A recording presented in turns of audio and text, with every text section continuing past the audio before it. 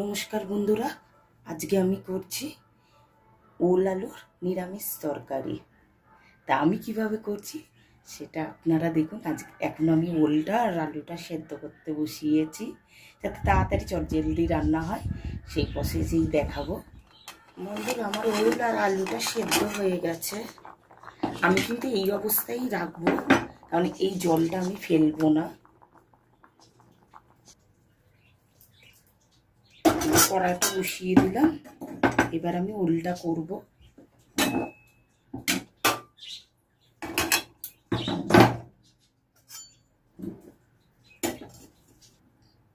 এবার আমি কড়াইতে তেল দিচ্ছি।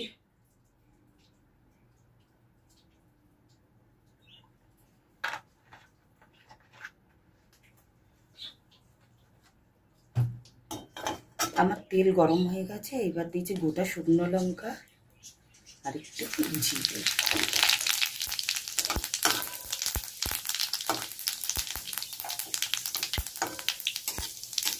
জিরেটা একটু ভেজে নেব। তারপর আমি যে মশলাটা দেবো, এই যে বন্ধুরা, এর মধ্যে একটু রয়েছে, আদা রয়েছে, লঙ্কা রয়েছে আর টমেটো রয়েছে। মশলাটা কালো লাগছে এই কারণেই আমি আগে ওর মধ্যে জিরে ভাজা আর একটু গোলমরিচ পেস্ট করেছিলাম, ওই জন্য মশলাটা এরকম লাগছে। কিন্তু এর মধ্যে আছে লঙ্কা, টমেটো আর আদা বাটা।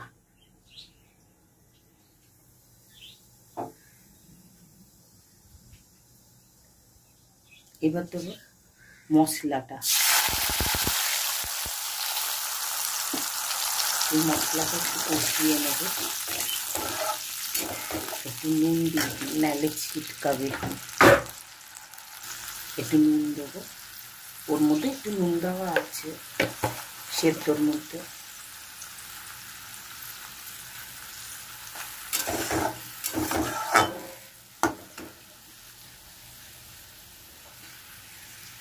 এবার জিরের গুঁড়ো দিলাম,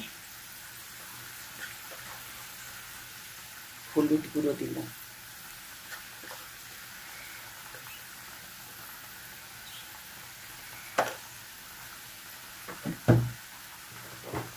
মশলাটাকে ভালো করে একটু কষাবো।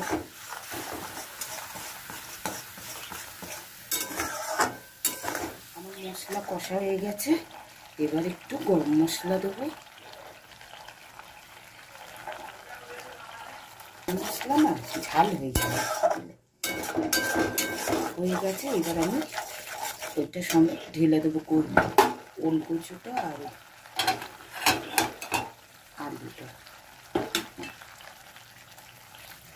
এই যে আমি কচুটা আর কচু জলটা একসঙ্গে দিলাম।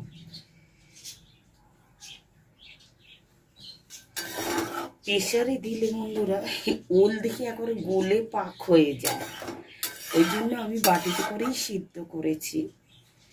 এবার একটু ফুটতে দেবো, নামাবার আগে একটু ভাজা জিরের গুঁড়ো দিয়ে দেবো। আমার ওল রান্না হয়ে গেছে, আমি একটু ঝোলই করেছি, ঝোল ছাড়া আমাদের ঘরে একটু চলে না। এবার একটু চিনি দেবো, মিষ্টি দেবো।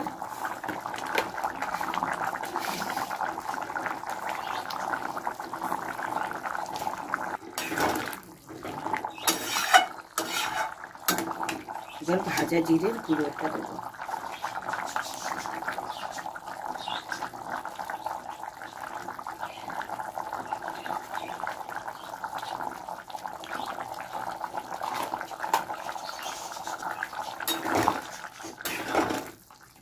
বন্ধুরা, আপনারা দেখতেই পেলেন আমি ওলটা কীভাবে রান্না করলাম। হ্যাঁ, এইভাবে করে খাবেন নিরামিষ, খুব ভালো লাগে খেতে। এবার আমি পরিবেশন করে দেখ। বন্ধুরা, আমার এই ওল রান্নাটা আমি কিভাবে করলাম আপনারা দেখলেন। ভালো লাগলে লাইক করবেন, শেয়ার করবেন, সবাইকে দেখার সুযোগ করে দেবেন। হ্যাঁ, এটা হলো আমার নিরামিষ ওল রান্না। আরেকদিন চিংড়ি মাছ দিয়ে দেখাবো।